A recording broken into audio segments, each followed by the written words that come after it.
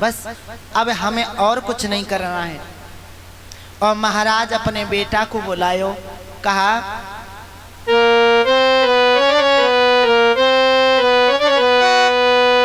अरे लयो कुंवर बुलाई और कही तब लाला ते बानी। अरे भैया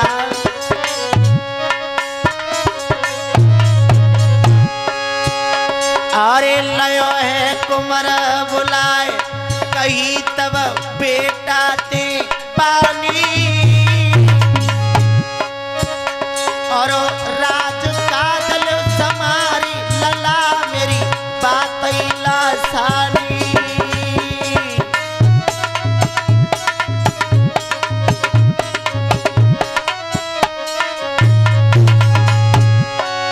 अरे कुंवर से कह गई तब मानी। और हाथ जोड़ के कही ललानी बेटा मेरी बानी। अरे हाथ जोड़ के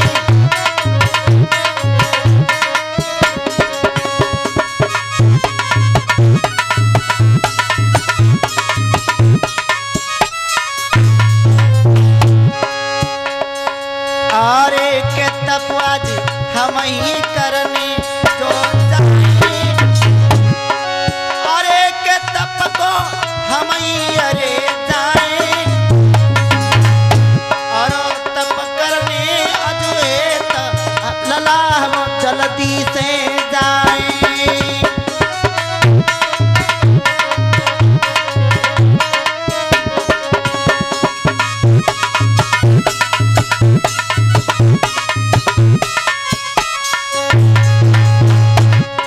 अरे राजू अब तुम ही संभालो जी।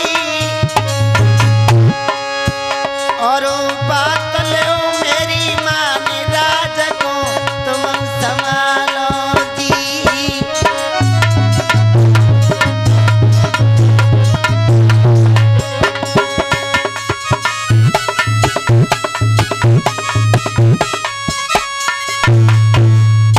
मेरे भैया उसी समय जवाब दिया है, कहा एक काम करो अब राजकाज को संभालो, क्यों हम भगवान का भजन करेंगे।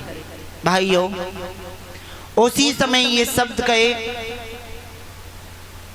और महाराज ये जब कहा तो कह दिया अब राजकाज सिंहासन तुम संभालो, हमारे ऊपर चौथा फन है। क्यों? अब हम भगवान का भजन करेंगे। और महाराज ये शब्द कहे अब तो भक्त जनों उसी समय लाला को राज दियो और कहा राजाओं के मत में जो मन में विचार होता है सही तरह से अपना राज का सिंहासन चलाना। क्यों? अब हम भगवान का भजन करने के लिए जा रहे हैं हिमालय में। और महाराज उसी समय लाला को राजकाज सौंप करके चले। भक्ति जनों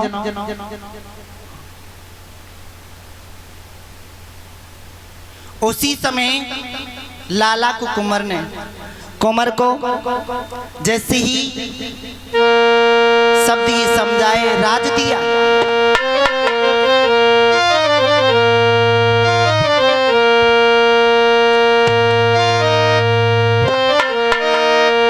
अरे दयो परीक्षित राज पंडवा हिमालय कोरे धाए।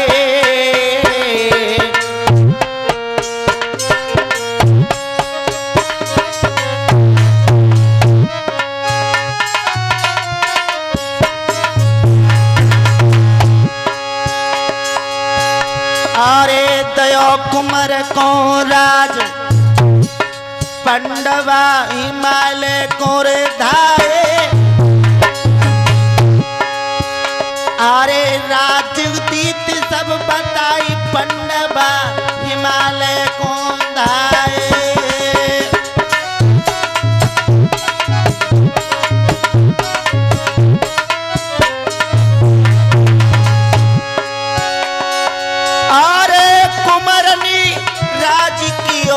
नीको अरे ललानी राज कियो नीको आरो ज्योति कुल की रीति ललाबा नेक नहीं चूको अरे ज्योति कुल की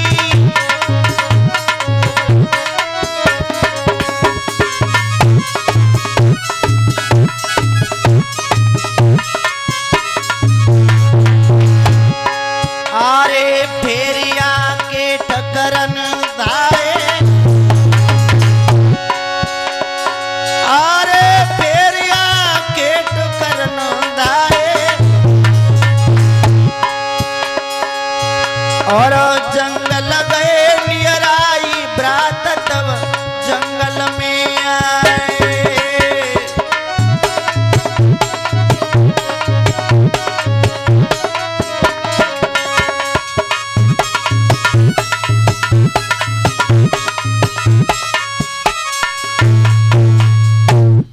महाराज उसी समय जैसे ही देखा है महाराज परीक्षित को राजकाज सौंप करके पांडव लोग हिमालय के लिए चले गए और महाराज पांडव हिमालय में जैसे ही पहुंचे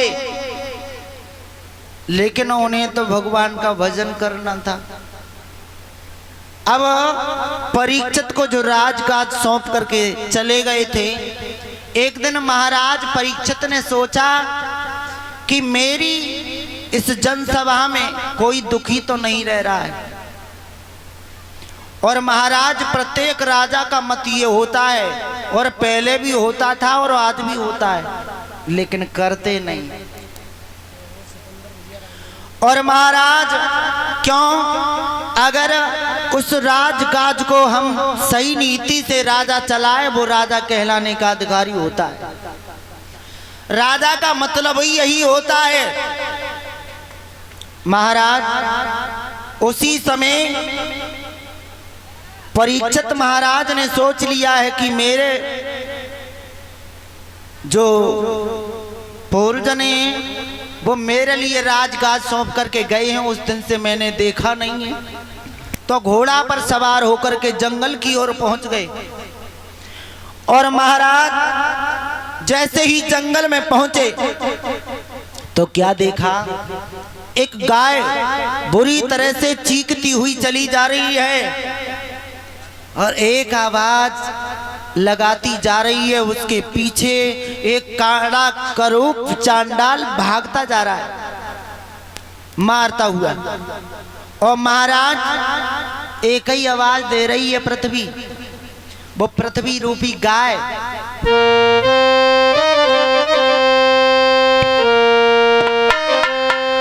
कौन है आज मेरी लाज बचाने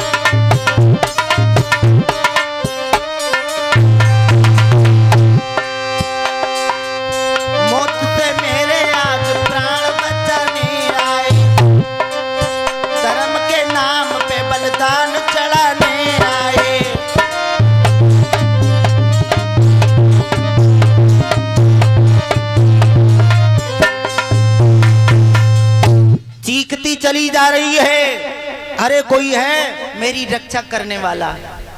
लेकिन भाइयों उसी समय परीक्षित के आवाज पहुंची कानों में और कहा अरे दोस्त तू कौन है? अरे इन्हें क्यों सता रहा है? घोड़ा से उतर करके खड़े हो गए और भैया उसी समय देख लिया। अरे दोस्त तू इन्हें क्यों सता रहा है? तेरे लिए ये नहीं मालूम है पांडवों का पौधा अभी इस भारत भूमि पर उपस्थित है। तू ये सोच रहा होगा कि पांडवी तो चले गए, लेकिन पांडवों का जो पौधा है वो अभी मौजूद है। तू मारने वाला कौन होता है? ठहर जा। और महाराज उसी समय क्या किया? अरे दुष्ट तव धरि की ललकारो,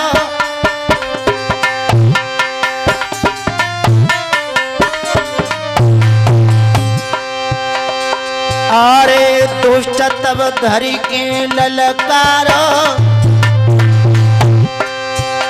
अरे हाथ जोड़ के कही नाम माने कलयुग उच्चारो, ये हाथ जोड़ के कही नाम माने कलयुग उच्चारो।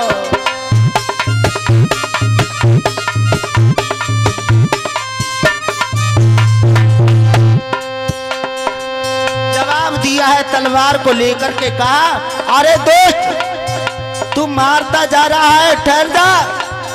और जैसे ही तलवार को लेकर के आक्रमण किया तो हाथ जोड़ करके खड़ा हो गया, कहने लगा महाराज मेरा नाम कलयुग है।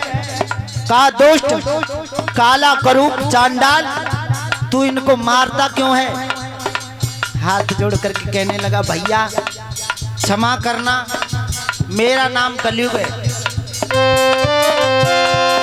और गिरा फिर पौरनी उच्चारी, और हाथ जोड़ की आई लला बनी गिरा जो उच्चारी। अरे हाथ जोड़ के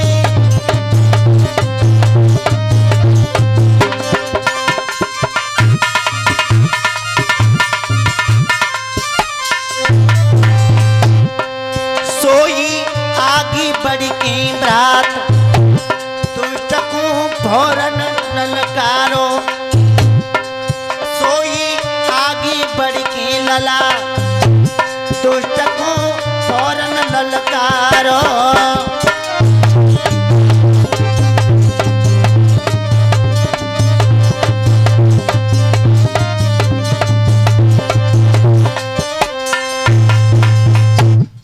जवाब दिया ठहर जा, अरे तू मारता जा रहा है, तेरे लिए लज्जा नहीं आ रही?